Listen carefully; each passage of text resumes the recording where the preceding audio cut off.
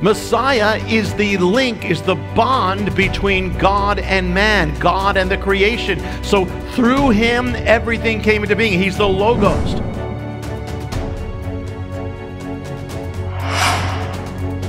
This is something unique in that God is so great, Messiah is so great, awesome, that centuries before he came, it was foretold that he would come, not just only in prophecy of the prophets, but also in shadows, foreshadows. And one of the most amazing, deep, rich foreshadows of Messiah is found in the book of Genesis, in the story of the man called Joseph.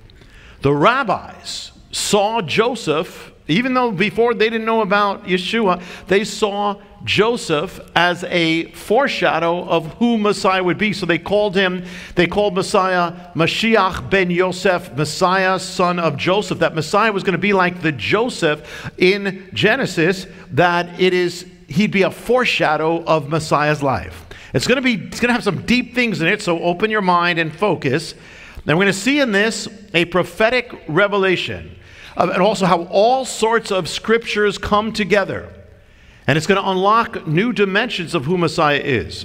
I'm going to show you even a little bit of what the rabbis wrote. Not that they didn't know what they were doing with this, but it shows you how real he is, that they actually bore witness to Messiah, Jesus, Yeshua, without realizing they were.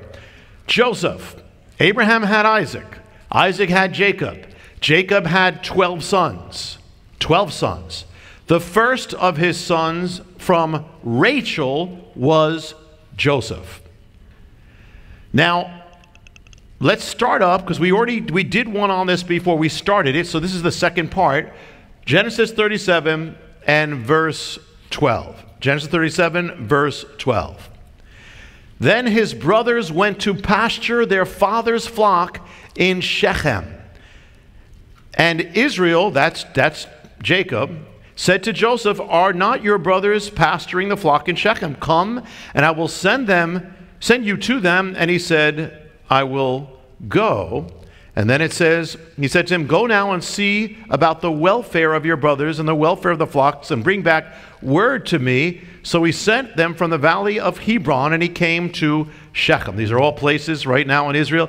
Joseph now is with his father Jacob. His father Jacob says, "I will send you to your brothers.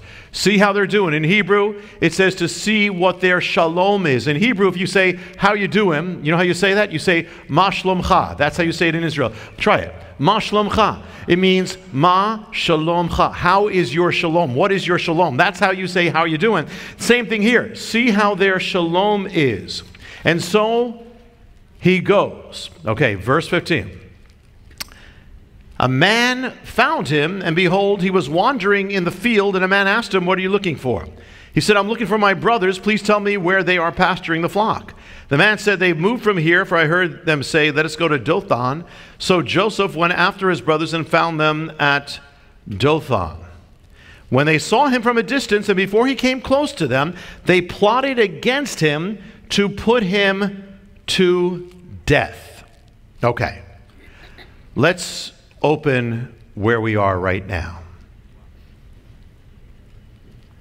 He comes to see his brothers, and they are now conspiring to murder him. Why?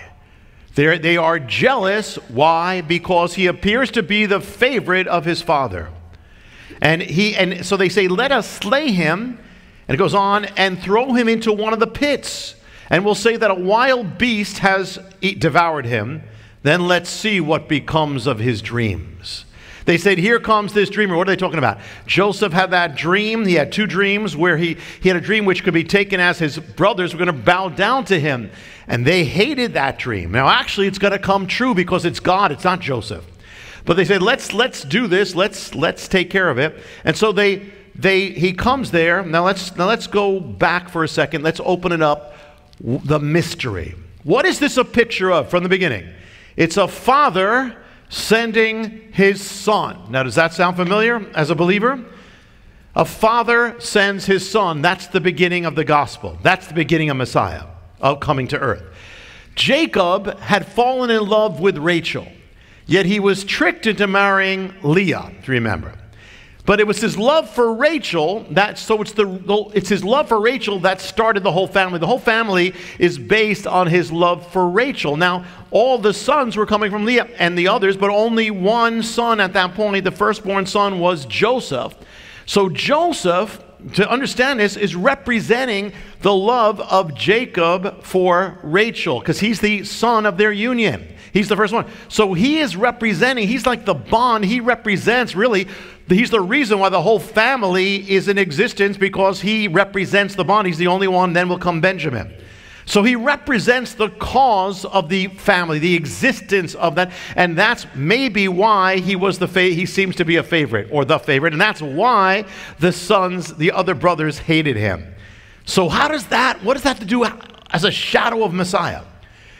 One of the words in Greek, we said Joseph was the reason or the cause of the family. He represented it. One of the reasons for cause or reason in Greek, in New Testament Greek, is the word logos. Logos. It is written in John, in the beginning was the logos, the word, which is the logos in Greek. All things came into being through him, and nothing came into being apart from him. And then the logos, the word, became flesh and dwelt among us. Joseph represented the logos of the family because he's the bond between the father and the one he loved. So he's the bond, and he's the shadow of Messiah. Messiah is the logos of existence. In other words, we would not exist except for the Son. Now, we're not talking about when you're born again. I'm talking about just existing. The Bible's saying that all existence came through him. It came from the Father through the Son. Messiah is the link, is the bond between God and man, God and the creation. So through him, everything came into being. He's the Logos. Not Israel came into being, humanity, the world, the universe, the Father. So here's the Logos. So Joseph is a representation of that. He embodies it, so Messiah is that. The Father in the story, in the account, sends his beloved Son. He sends the Logos to the family. So a representation. What happens? God sends the Logos into the world. He sends Messiah to us. He sends Messiah to whom first? His brothers. Just as Joseph was sent to his brothers, Messiah is sent to Israel, and then to all of us. But Israel. What is it written in John? He came to his own, but his own did not receive him. Same thing that happens with Joseph. God so loved the world, he gave his only begotten Son, that whoever would believe in him, he sends his Son to the brother, his beloved Son to the brother, just as Joseph is. Messiah is sent on a mission.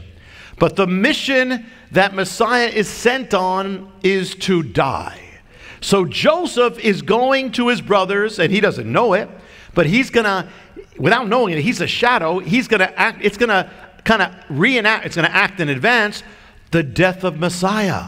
He's coming there to his brothers. Messiah, the Bible says God will send Messiah. Then it says, Isaiah 53, it says he will be cut off out of the land of the living. Daniel 9 says that Messiah will come, and then he will be cut off. He will come to Jerusalem and then be cut off. Well, this is the earliest picture of that right here.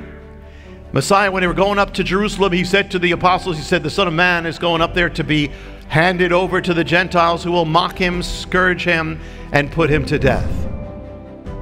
Hi, I'm Jonathan Cahn, and I hope you were blessed with the video. Make sure you hit the subscribe button and tap the bell icon so you're notified every time a new video is posted. Feel free to share your reactions with your comments and how you were blessed, and share this video with your friends. Thanks for watching, and I'll see you next time.